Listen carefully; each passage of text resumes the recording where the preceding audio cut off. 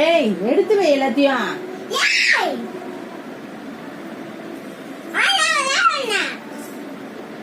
சீக்கிரம் எடுத்து வை வா. What nonsense you are talking about?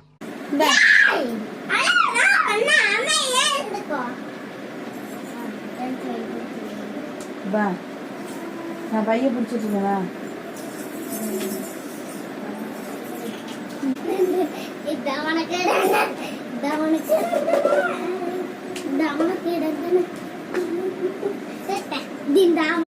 பைத்தியமா இவன் ரொம்ப நேரம் நல்லா பேசிக்கிட்டான் ஐயா.